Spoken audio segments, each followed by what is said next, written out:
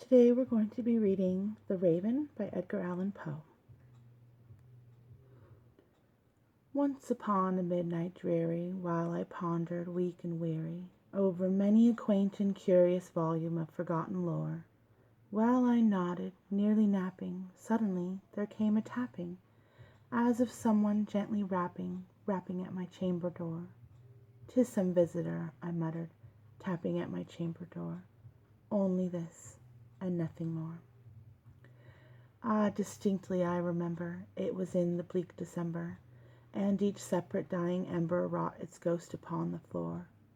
Eagerly I wished the morrow, vainly I had sought to borrow from my books surcease of sorrow for the lost Lenore, for the rare and radiant maiden whom the angels name Lenore, nameless here forevermore.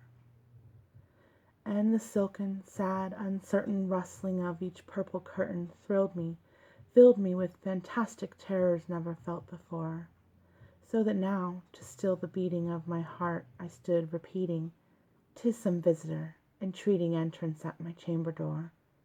Some late visitor, entreating entrance at my chamber door. This it is, and nothing more." Presently my soul grew stronger, hesitating then no longer.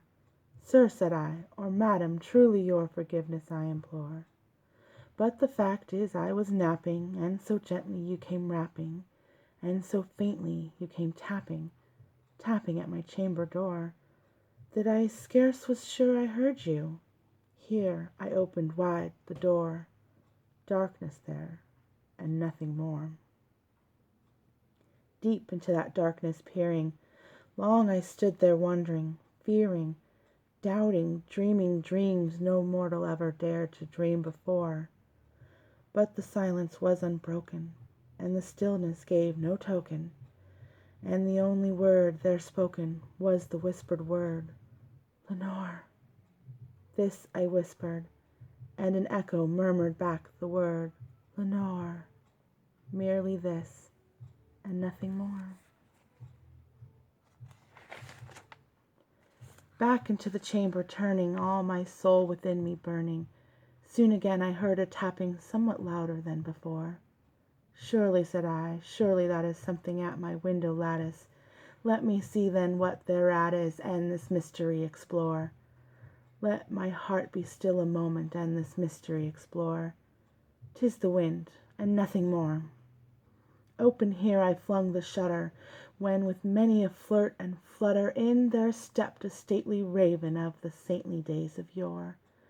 Not the least obeisance made he, not a minute stopped or stayed he, but with mien of lord or lady perched above my chamber door, perched upon a bust of Pallas just above my chamber door, perched and sat, and nothing more.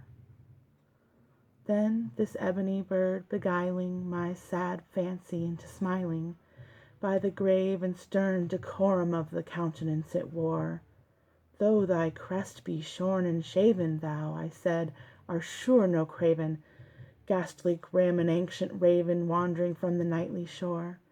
Tell me what thy lordly name is on the night's Plutonian shore." Quoth the raven, "Nevermore." Much I marvelled this ungainly fowl to hear discourse so plainly, though its answer little meaning, little relevancy bore. For we cannot help agreeing that no living human being ever yet was blessed with seeing bird above his chamber door, bird or beast upon the sculptured bust above his chamber door, with such name as Nevermore. But the raven, sitting lonely on the placid bust, spoke only that one word, as if his soul in that one word he did outpour. Nothing farther than he uttered, not a feather then he fluttered, till I scarcely more than muttered, "Other friends have flown before. On the morrow he will leave me, as my hopes have flown before." Then the bird said, "Nevermore."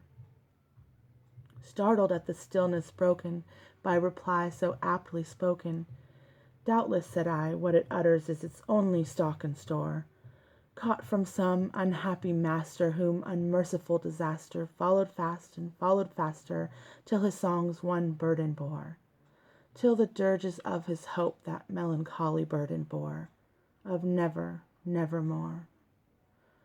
But the raven, still beguiling all my fancy into smiling, straight I wheeled a cushioned seat in front of bird and bust and door. Then upon the velvet sinking, I betook myself to linking fancy onto fancy, thinking what this ominous bird of yore, what this grim, ungainly, ghastly, gaunt, and ominous bird of yore meant in croaking nevermore. This I sat engaged in guessing, but no syllable expressing to the fowl whose fiery eyes now burned into my bosom's core. This and more I sat divining, with my head at ease reclining on the cushion's velvet lining that the lamplight gloated o'er, but whose velvet violet lining with the lamplight gloating o'er, she shall press, nevermore. Then, methought, the air grew denser, perfumed from an unseen censer, swung by seraphim whose footfalls tinkled on the tufted floor. Wretch, I cried, thy God hath lent thee, by these angels he hath sent thee, respite and nepenthe from thy memories of Lenore.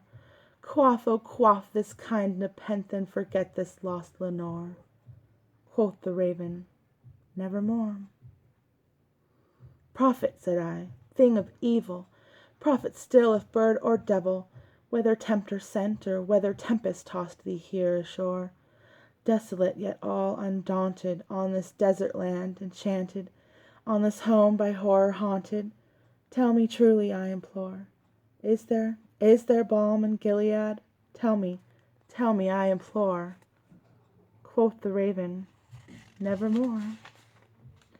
Prophet, said I, thing of evil, prophet still if bird or devil, by that heaven that bends above us, by that God we both adore, tell this soul with sorrow laden if, within the distant Aidenn, it shall clasp a sainted maiden whom the angels name Lenore, clasp a rare and radiant maiden whom the angels name Lenore.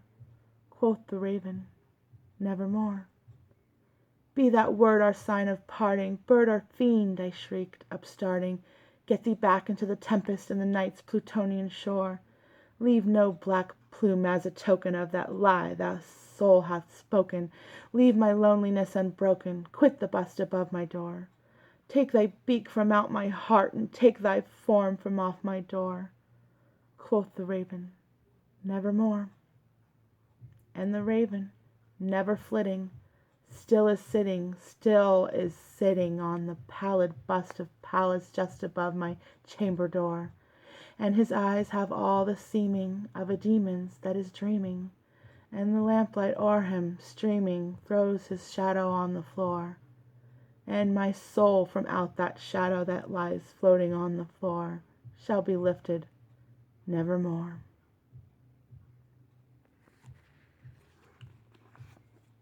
This has been The Raven by Edgar Allan Poe. Thank you for watching The Dreaded Librarian. Please be sure to like and subscribe, and if there's something you'd like me to read, comment below. Sweet dreams.